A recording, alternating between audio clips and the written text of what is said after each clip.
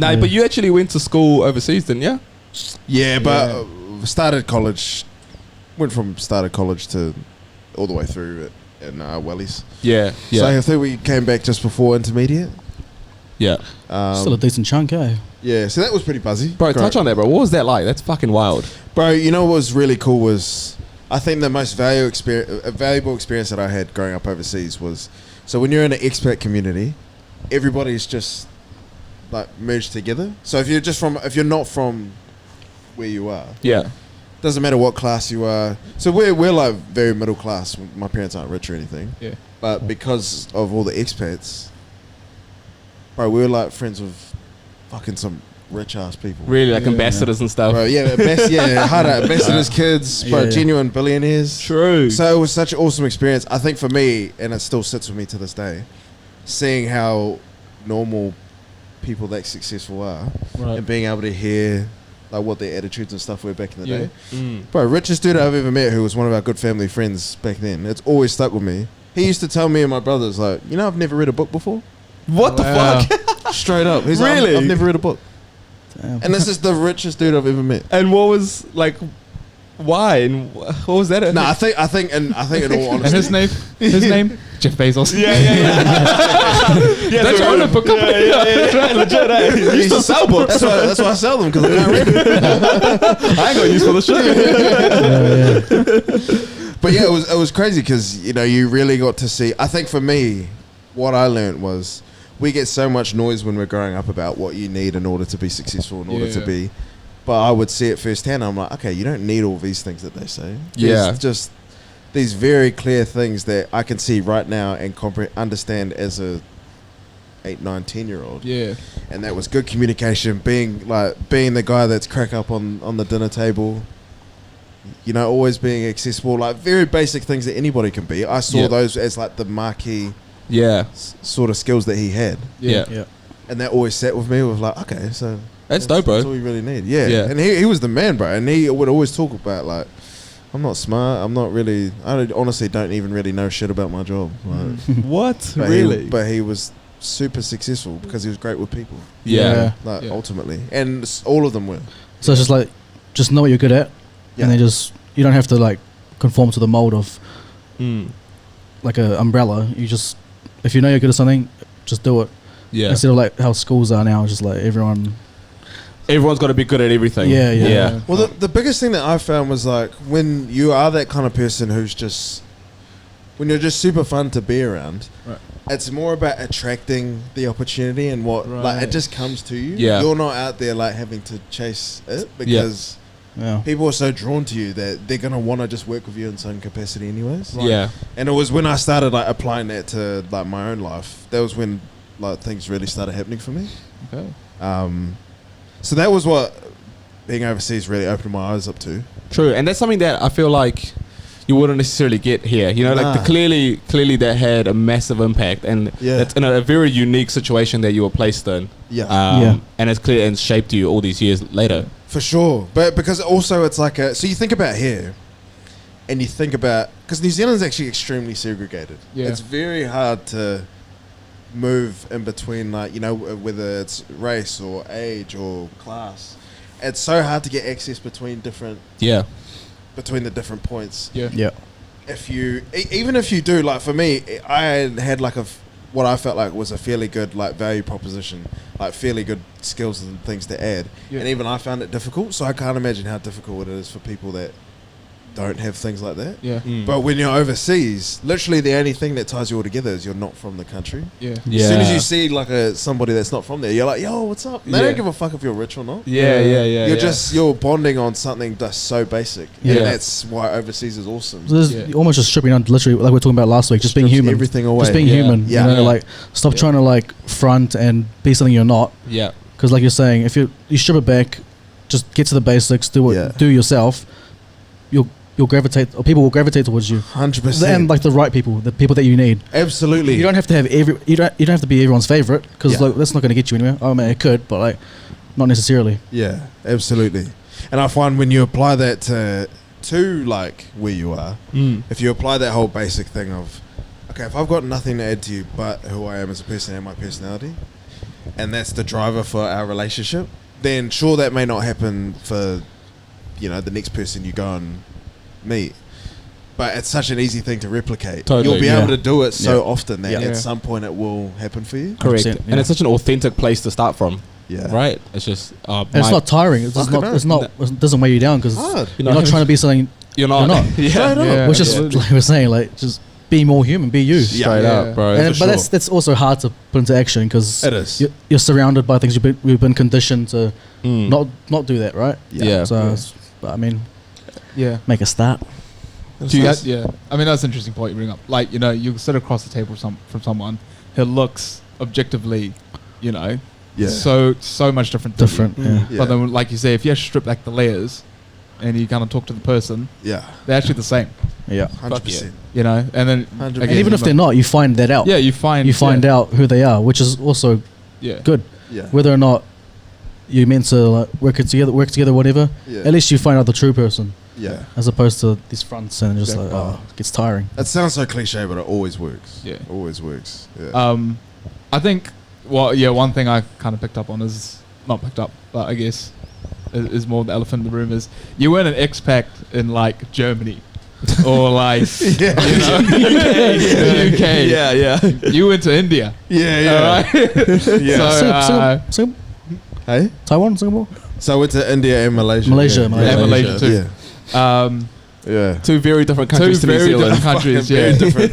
Very different.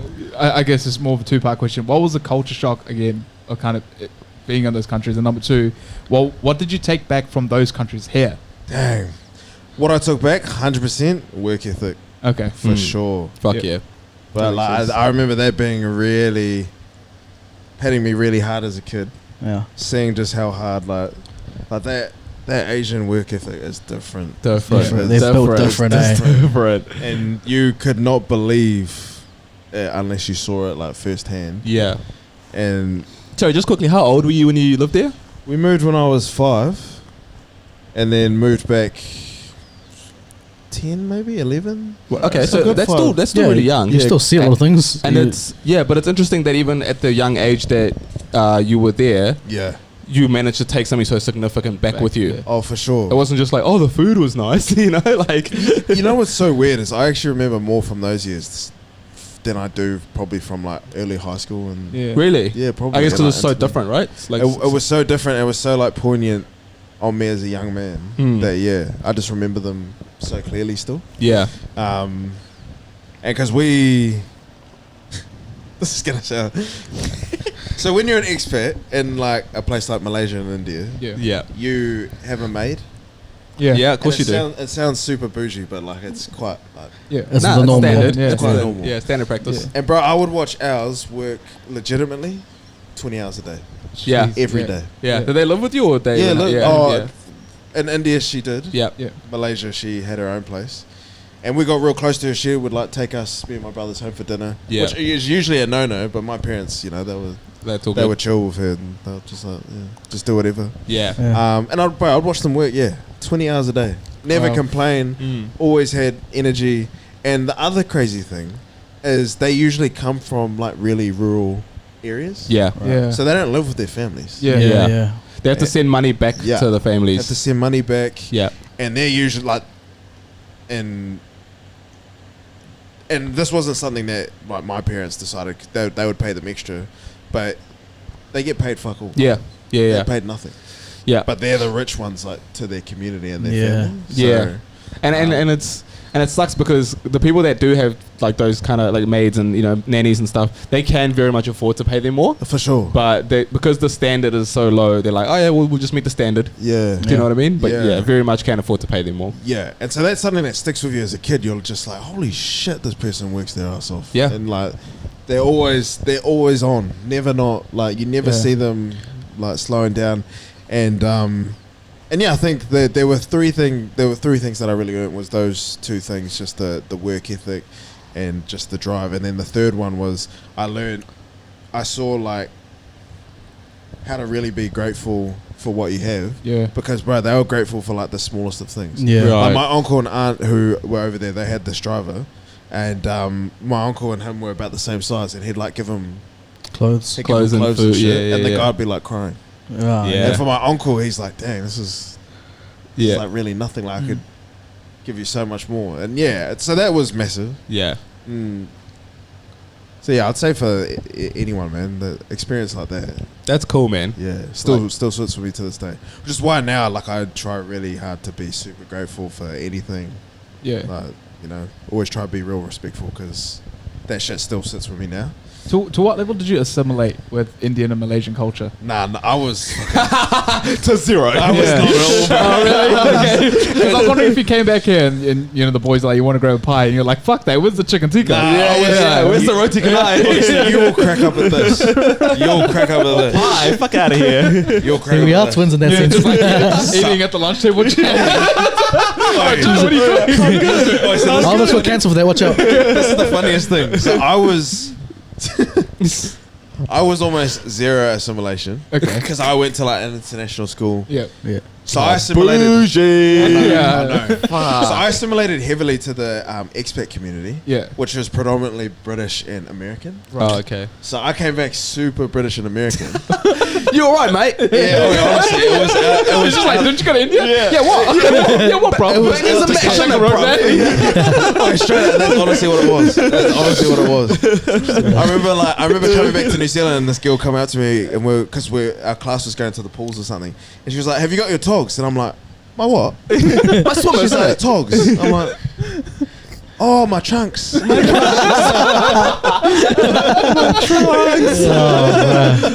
Man said my trunk. British Joe, eh?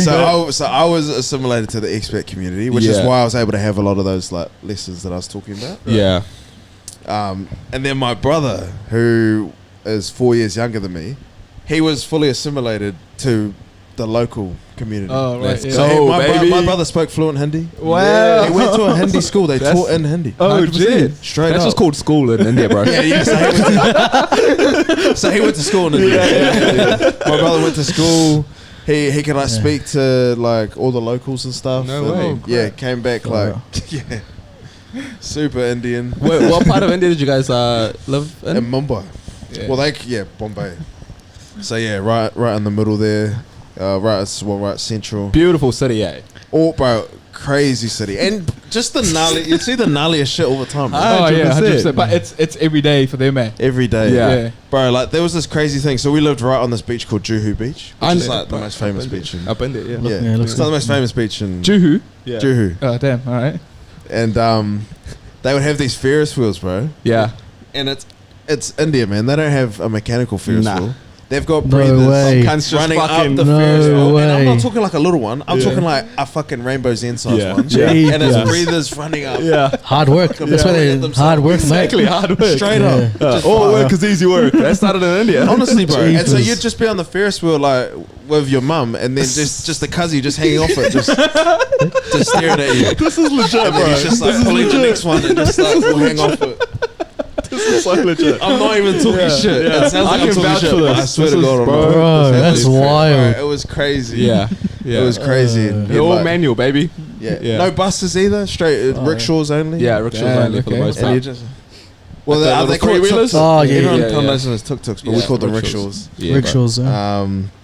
And yeah, bro, they were crazy. You know how crazy rickshaw drivers are? My dad was in like 4 car crashes. No shit. Within the, like rickshaw crashes Yeah. within the first like 4 months of us. Yeah, they don't being give a Oh, yeah. fuck, bro. because they don't care, bro. Yeah. So you know how in New Zealand, left side of the road you go up that way. Yeah, Yeah. yeah, yeah. Other side of the road you're going opposite way. Yeah. Sometimes, I'm not even shitting you. This isn't even metaphorically. The lines are blurred on the road. Yeah. So you can just, if you're trying to get past Kazi and you're on the far right lane, just go into oncoming traffic. Yeah. Don't worry. Yeah. And Yeah. it's India. I'm not. It's not like 3-4 cars on the road. Yeah. Fuck. It's 6 cars across, jam packed. Kazi's going into oncoming, Yeah. Yeah. crossing over. Red lights? Yeah. Red light is iffy. Yeah. Suggestions. yeah, suggestions only, yeah. So that's real life Fast and Furious. Yeah, No, it bro. actually- yeah. Yeah. It's like the only brief is we need to go from A to B. Yeah. How we get there, don't matter. Yeah. 100%. Yeah. Google Maps, Doesn't work. Yeah. Right. Literally, yeah. It is wild, bro. It's so but I would watch my mum like get into fights at the markets. Yeah. No way. Just Really? with locals, yeah. Straight up. He reckons he didn't assimilate, but his driving is. Driving very very much better than belongs to New Zealand, bro. Yeah. Driving very I think much. she's in a rickshaw, right? Share my car. Oh, My car bro. very much assimilated. Yeah. But yeah, it was awesome experience, man. Fuck yeah. Well, all you guys grew up in New Zealand, I was born here, raised here. because we're all very interesting backgrounds. I'm sure your audience already knows. I don't think so, actually, dude. Nah, maybe we might have touched on it. So you're I'm half Samoan, half Iranian. yeah, which So it's a little bit different in itself. never met that combo. Yeah. That's a trip, bro. Yeah. That is a trip. And Very then I'm Indian, but Anglo-Indian, so my dad's family is from the UK. Yeah. So you're a essentially- colonizer kid. Yeah. So essentially, his dad's white, but happened to be born in India. Correct. Oh, Yeah. bro, you see that all the time. Yeah. You'll see like dudes with British accents and they're white and they're like, "Are you? So you from the UK? No, I'm from India." Yeah. Yeah. Yeah. They So- like consider themselves. Well, they Because they are. Yeah, they are 'cause Indian. after we got independence, a lot of them just stayed. Yeah, Yeah. yeah. Including my dad's Pretty family. much. Yeah, Yeah. pretty much. Yeah. So that's how I came about. And And You're then what do you super guys- interesting. Your Yeah, I background's know, I super just- interesting. What- eh? yeah, what state are you from? Yeah, just Sri Lankan, mate. Yeah. Which state though? Yeah, which state? What part of Sri Lanka? So like tea country, so the middle. Oh, Buzzy. Yeah. I've only been to 2 places there. Colombo, which everyone's been, Oh fuck me. and then this place called Gore. Yeah, I've heard You of know Gore. Gore? Yeah, of Unreal. course. Unreal, bro. The best. There's a British fort still in Yeah. Gore, which Yeah. is hectic. And When did you go to Sri Lanka? we went when I was a kid, Oh, yeah. and then I It went. was still part of India back then, eh? When I was a kid. You almost got me there. I actually had no idea. We went when I was a kid, and then I went 2017. Oh, right. did you? Yeah, shit. I Holy went pretty, fuck. pretty recently. So Yeah, my 20, 21, 20. yeah, it was probably 21. 21. So my my mate whose dad's real rich, he was having his 21st over there, and so Oh shit. True. yeah, went to Sri Lanka. Yeah. Do they own Dilma? They own a resort in Sri Lanka. Ah, okay. Yeah. Oh wait, so they pay for your flights and everything? Shout out to the sponsor. Yeah. Nah, I was actually that was when I was backpacking, so I was backpacking for about 6 months. But yeah, they sorted all my flights like to.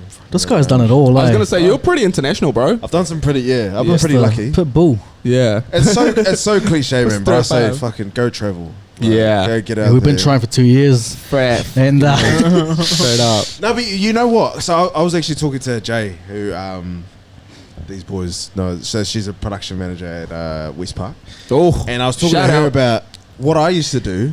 I used to do. Well, I always used to drive from Auckland to Wellies, and I'd just go stopping at random places, just go like talk to people and shit. That's dope. Just treat it like as if I was traveling. Yeah. all right. And that was mean. Just random little towns and stuff. Yeah, bro. Just go Yeah. talk to randoms. Go. I know pretty much every single town. From between here and Wellington. Yeah, between here and Wellington. What is that like? Small town New Zealand, like is that? Did you hit the coast as well, or just very direct? Nah, just stay Highway 1. Yeah. Very direct. I did not assimilate to the regions. Yeah. So I never get off State Highway 1, but I'll go Still, like... yeah, Yeah. still pretty cool. Bro, I used to be random. I'd go to like...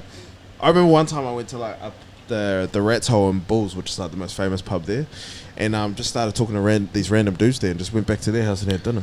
True. I do shit like that, dude. Right. And that's why I would I'm surprised you haven't been murdered yet. Straight up, I know, Jay. right? I would genuinely take 4 or 5 days to get to Wellington from here. Right, because you'll just be stopping off. Just be chilling, just Yeah. stopping off. Oh, right.